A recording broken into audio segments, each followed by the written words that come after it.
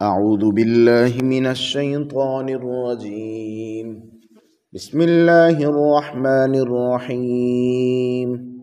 أولما أصابتكم مصيبة قد أصبتم مثليها قلتم أنى هذا قل هو من عند أنفسكم إن الله على كل شيء قدير. وما أصابكم يوم التقى الجمعان فبإذن الله وليعلم الذين نافقوا وقيل لهم تعالوا قاتلوا في سبيل الله أو ادفعوا قالوا لو نعلم قتالا لاتبعناكم هم للكفر يومئذ أقرب منهم للإيمان يقولون بأفواههم ما ليس في قلوبهم والله أعلم بما يكتبون. أعوذ بالله من الشيطان الرجيم. بسم الله الرحمن الرحيم. أولما أصابتكم مصيبة قد أصبتم مثليها قلتم أن هذا قل هو من عند أنفسكم إن الله على كل شيء قدير. آمنت بالله صدق اللہ العظیم. آج کا ہمارا درس قرآن مجید سورہ آل عمران کی آیت نمبر 165 سے آیت نمبر 168 تک ہے. غزوہ احد میں مسلمانوں کو جو پریشانی کا سامنا کرنا پڑا تھا، 70 مسلمان شہید ہوئے اور مشرکین کی طرف سے پیچھے سے حملہ کرنے کی وجہ سے ایک عجیب پریشانی کی کیفیت بنی. تو اس وقت مسلمانوں کے ذہنوں میں یہ خیال آیا کہ ہم مسلمان ہیں، حق پرست ہیں، اللہ کی توحید کے ساتھ کھڑے ہیں، اور دوسری طرف کافر ہیں، اللہ کے نافرمان ہیں، اللہ کے دشمن ہیں. تو یہ کیوں ہو گیا کہ ان کے مقابلے میں ہمیں اتنا نقصان پہنچے؟ تو اس پہ انہیں تسلی بھی دی جا رہی ہے، انہیں اس کی وجہ بھی بتائی جا رہی ہے.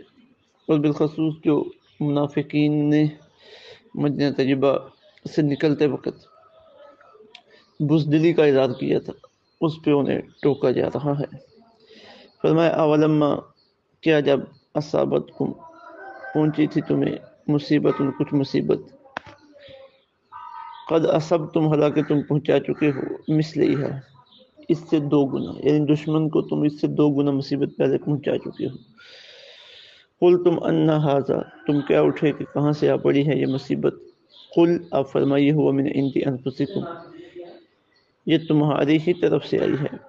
ان اللہ علی کل شیء قدیر، بے شک اللہ تعالیٰ ہر چیز پر قادر ہے.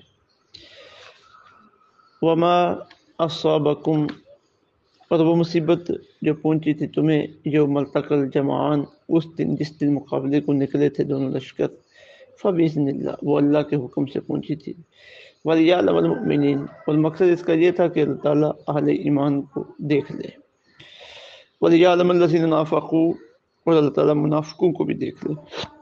وَقِيلَ لَهُمْ تَعَالَوْا، اور کہا گیا ان سے آؤ، قاتلوا فی سبیل اللہ، لڑو اللہ کی راہ میں، او ادفعوا، یا بچاؤ کرو.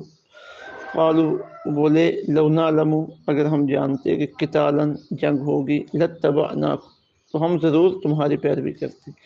ہم للکفر، وہ تھے کفر سے، یومئذ اس دن، اقرب زیادہ قریب، منہم للایمان، ایمان کی نسبت کے. یقولون، وہ کہتے ہیں، بافواہہم، اپنے منہ سے ایسی باتیں، ما لیس فی قلوبہم، جو ان کے دلوں میں نہیں ہیں.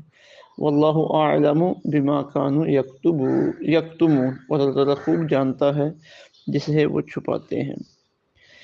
الذین، اور وہ لوگ جنہوں نے قالوا کہا، لاخوانہم، اپنے بھائیوں کے بارے میں، وقعدوا، حالانکہ وہ خود اپنے گھروں میں بیٹھے تھے، لو اطاعونا، اگر وہ ہمارا کہا مانتے، ما قتلوا، تو نہ مر جاتے.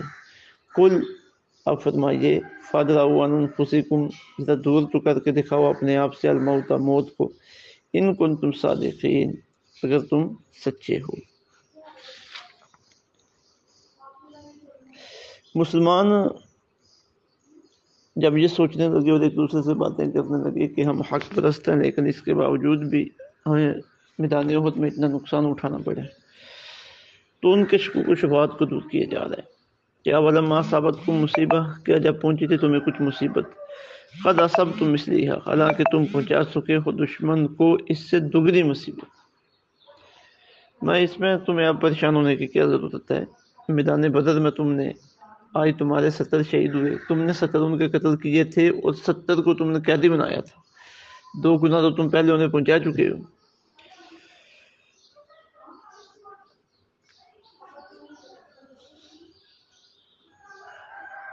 کل تم ان ھذا، تم کیا اٹھے کہ یہ کہاں سے آ پڑی؟ یہ جو سوال تھا ان کا ذہنوں میں اٹھ رہا تھا، ایک دوسرے سے باتیں کر رہے تھے، تو اس کا جواب یہ اللہ نے پہلے دے دیا کہ آگے تم پہنچا چکے ہو۔ پھر آگے مزید اس کی وضاحت آ رہی ہے کہ کل ہوا من عند انفسکم، فرمائیے یہ تمہاری ہی طرف سے آئی ہے۔ مطلب یہ کہ میدان احد میں جنگ کرتے سستی کا مظاہرہ تم نے کیا ہے، تو یہ تمہیں تنبیہ کرنے کے لیے ہے کہ آئندہ اس طرح کا معاملہ نہیں کرنا۔ اور پھر اس ایک رب العزت کی تقدیر جو اپنے بندوں کے حق میں لکھی ہے، یہ بھی اس کا ایک حصہ تھی۔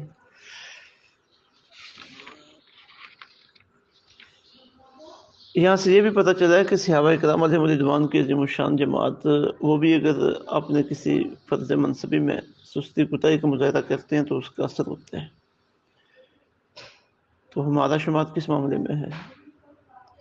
ہم بھی اگر کوئی اس طرح کا معاملہ کریں گے تو ہمارے ساتھ بھی اس طرح کا معاملہ ہوگا۔ یہ سبق سیکھنے کا مقام ہے۔ ان اللہ علی کل شیء قدیر، بے شک اللہ تعالیٰ ہر چیز پر قادر ہے۔ وما اصابکم، اور وہ مصیبت جو پہنچی تھی تمہیں یوم التقى الجمعان، اس دن جب مقابلے کو نکلے تھے تم لشکر، فبإذن اللہ، یہ اللہ کے حکم سے تھی۔ ولیعلم المؤمنین، مقصد یہ تھا کہ اللہ تعالیٰ مومنوں کو دیکھ لے۔ مطلب یہ کہ ایک تو اللہ تعالیٰ کے قضاء و قدر کا فیصلہ تھا، یہ معاملہ پیش آیا ہے، اور دوسرا اللہ تعالیٰ آزمانا چاہتا تھا کہ کون مخلص مومن ہے اور کون ابھی راستے میں ہے۔ وَلِيَعْلَمَ الَّذِينَ نَافَقُوا، اور دیکھ لے اللہ تعالیٰ جو منافق ہے، نفاق کرتی ہے۔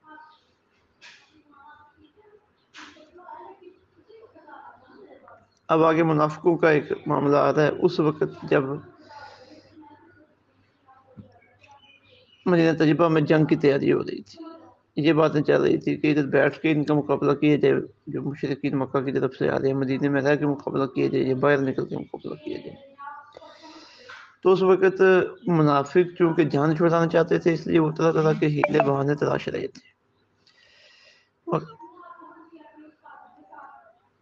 وقیل لهم تعالوا، کہا گیا ان سے آؤ لڑو، جب ان سے کہا گیا کہ آؤ قاتل لڑو فی سبیل اللہ، اللہ کے راستے میں، ادفعوا، یا بچاؤ کرو اپنے شہر کا، تو آگے سے ان کا بہانہ دیکھیے، کہتے تھے ہمیں پتہ جنگ نہیں ہونی، اگر جنگ ہونا ہوتی تو ہم سب سے آگے ہوتے۔ قالوا، تو بولے، لو نعلم، اگر ہم جانتے قتالا کہ جنگ ہوگی، لاتبعناکم، تو ہم ضرور تمہاری پیروی کرتے۔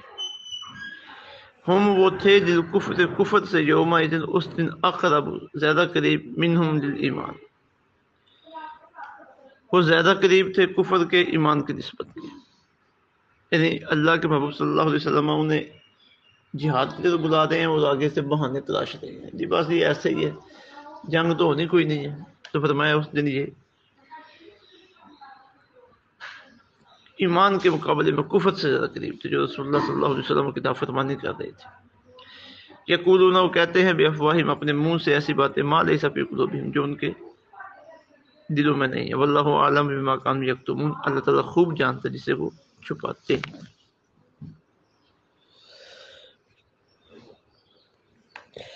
الذین قالوا لاخوانہم، اور جنہوں نے کہا اپنے بھائیوں کے بارے میں، وقعدوا، حالانکہ وہ خود اپنے گھروں میں بیٹھے تھے، لو اطاعونا ما قتلوا، اگر وہ ہمارا کہا مانتے تو آج نہ مارے جاتے۔